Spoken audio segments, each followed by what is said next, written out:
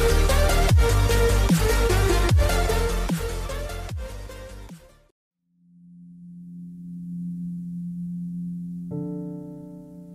sahabat, jumpa kembali dalam channel Budi Wikanto. Kita akan melanjutkan kembali episode kali ini berbicara mengenai membangun keluarga bahagia bagian ketiga. Salah satu kunci sukses membangun keluarga bahagia adalah kemampuan untuk memahami perbedaan karakter dan memiliki penerimaan yang positif terhadap perbedaan satu dengan yang lainnya. Kita akan belajar bagaimana memahami perbedaan ini berdasarkan kepribadian atau perbedaan sifat dasar daripada pria dan wanita. Banyak pasangan belum sungguh-sungguh memahami satu dengan yang lain, sehingga menimbulkan konflik yang lebih sering terjadi di antara mereka. Kita akan belajar 4 dimensi pola kepribadian. Secara umum ada 4 pola kepribadian berdasarkan DISC, yaitu dominan, interaksi, stabil, dan cermat. Kepribadian dominan dan interaksi merupakan penjabaran dari kepribadian yang ekstrovert atau terbuka. Sedangkan kepribadian stabil dan cermat merupakan penjabaran dari kepribadian introvert atau tertutup. Baiklah, kita akan mempelajari 4 dimensi pola kepribadian, baik kekuatan maupun kelemahannya. Yang pertama adalah si dominan.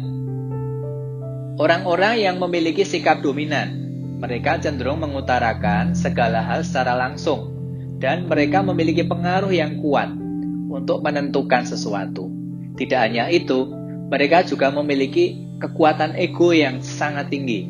Meskipun begitu, mereka berani mengambil resiko dan merupakan orang-orang perintis yang mandiri. Kekuatan dari si dominan adalah memecahkan masalah, membuat keputusan, mencapai target, dan melihat kesempatan.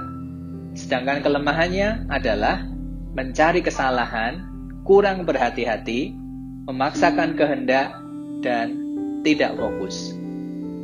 Yang kedua adalah si interaksi. Orang-orang yang memiliki kepribadian influence, yaitu memiliki pengaruh yang tinggi. Biasanya memiliki karakteristik umum seperti antusias, memiliki kepercayaan diri yang tinggi, selalu optimis, banyak bicara, impulsif atau meledak-ledak, emosional, dan persuasif atau mudah mempengaruhi orang lain. Kekuatan si interaksi adalah komunikatif, optimis, penuh energi, memotivasi. Sedangkan kelemahan si interaksi adalah kurang kontrol waktu, tidak realistis, tidak teratur, memanipulasi atau melebih-lebihkan. Yang ketiga adalah si stabil.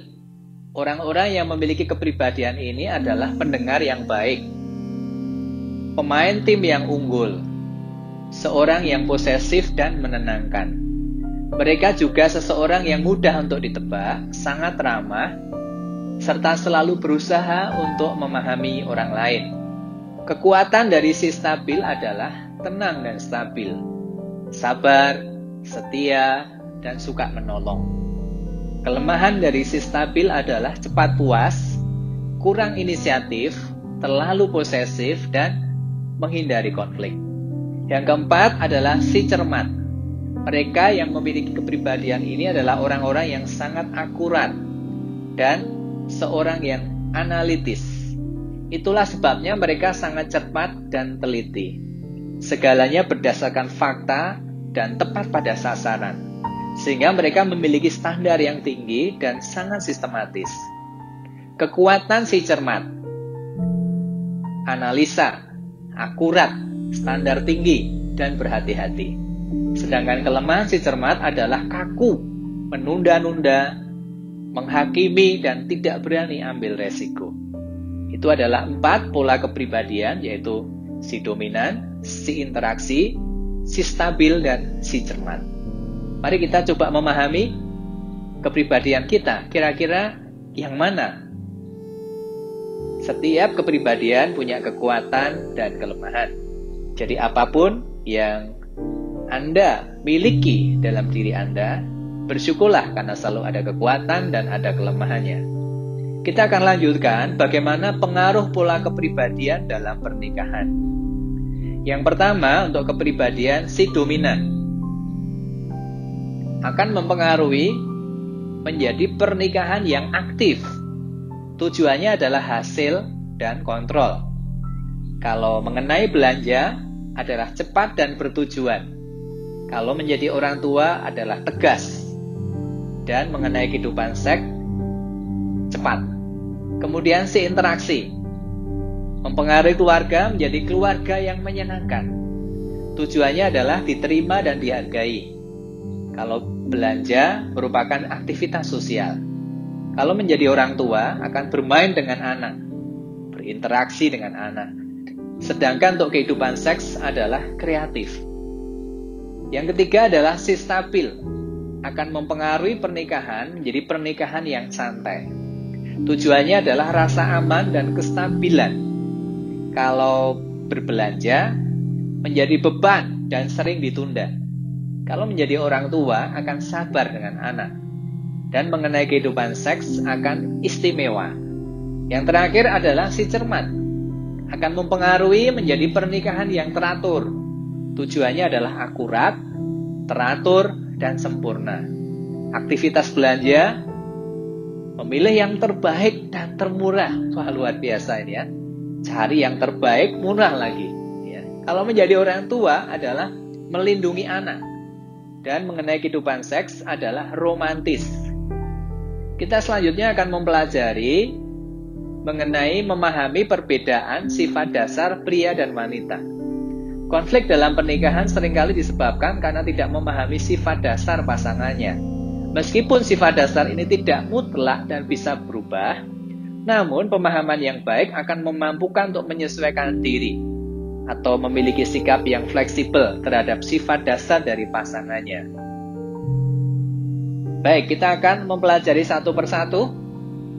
Pria, kemampuan berbahasa lebih berpusat pada otak kiri atau logika.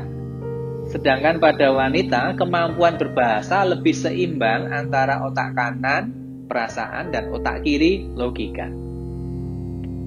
Untuk pria, lebih cepat merasa panas.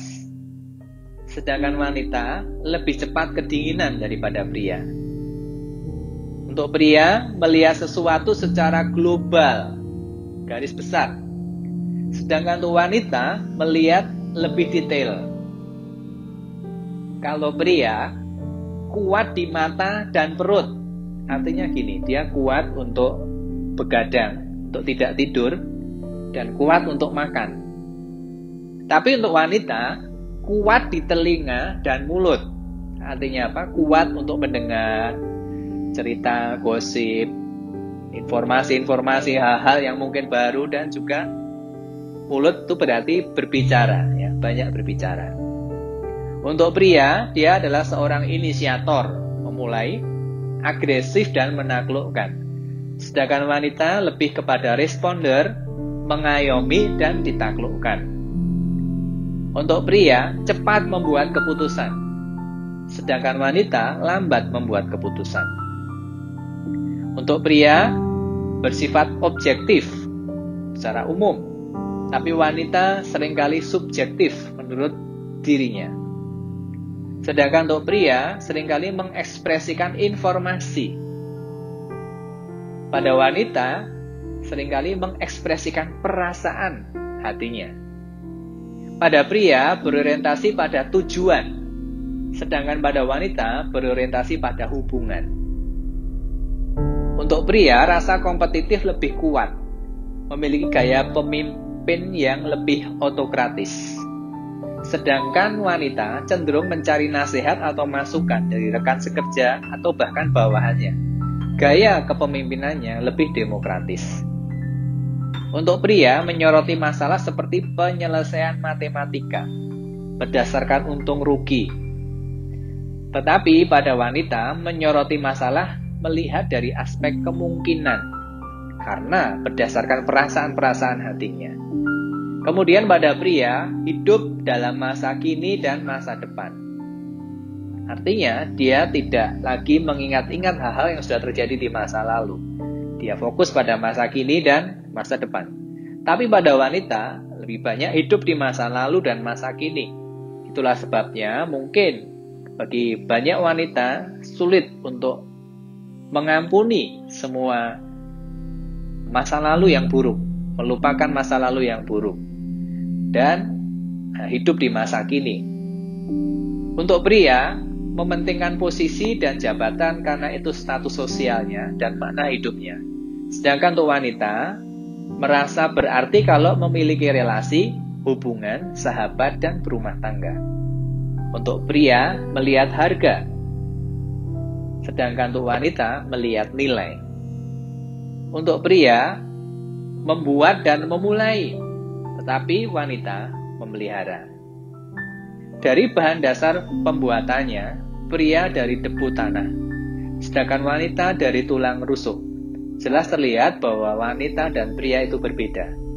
Mengerti perbedaan-perbedaan antara pria dan wanita dapat membantu menghindari perselisihan yang tidak rasional dan tidak perlu. Dengan demikian akan sangat membantu dalam membangun keluarga yang bahagia. Semoga video ini bermanfaat dan sampai jumpa dalam pertemuan berikutnya.